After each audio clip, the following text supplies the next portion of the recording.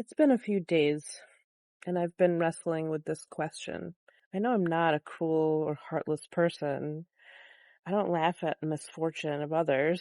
Even slapstick feels wrong to me because it makes light of people who are getting hurt. Now, I could lie and say I didn't laugh at the news of who's shooting. But in the interest of transparency, honesty, and genuine curiosity about the human condition, I won't ask if it was right or wrong. I ask why did I laugh? Some rushed to tell me it's because I'm unintelligent, cruel, subhuman, demonic, and because I know I'm not any of those things. Their words didn't really cut me, but they did make me wonder why this reaction is so widespread. Why do some people recoil in horror and others feel relief or laugh? And why can't either side understand the other?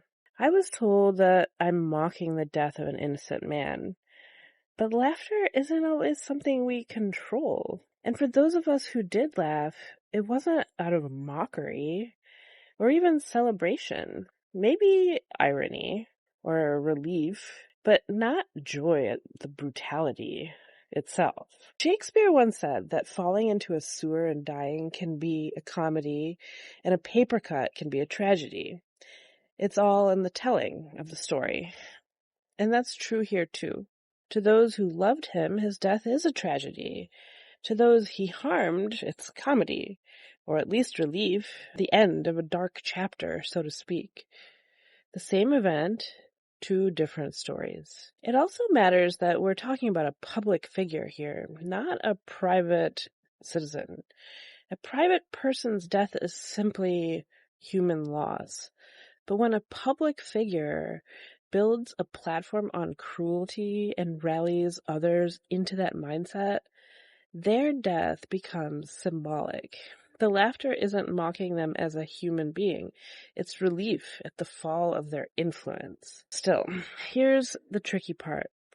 I saw someone I was once close to, and even their child, grieve for this man. And instantly my judgment flared. I think if you admired him, you've failed. And that's where I pause. Because anger at tyranny is one thing, and condemning another person's grief is another. And yet, there's also this truth. It is okay to honor our boundaries. In times of peace, maybe we can keep friends whose values clash with ours. Sadly, this is not a time of peace. The harm is too real, too fresh, and if someone aligns with what I think of as cruelty, I don't want to keep them in my life. Still, I sit with tension. I don't want to laugh at suffering. I don't want to normalize cruelty. But I won't deny that this man made light of suffering and normalized cruelty. To those that his words harmed, his death feels like the fall of a tyrant. If you can't see that side, if you ask the oppressed to endlessly forgive their oppressors, or you tell them they're too sensitive, or not really oppressed, you just don't like what he's saying, or you just dismiss their pain, you're blind to the harm of that gaslighting and moral policing. Maybe the lesson is this. It's okay to feel relief when the life of your oppressor ends. It's okay to laugh at the fall of a public figure who thrived on cruelty. And it's okay to step back from people who can't or won't see it that way. Because in the end, tragedy and comedy depend on where you're standing, which stories you hear, and which stories you choose to tell.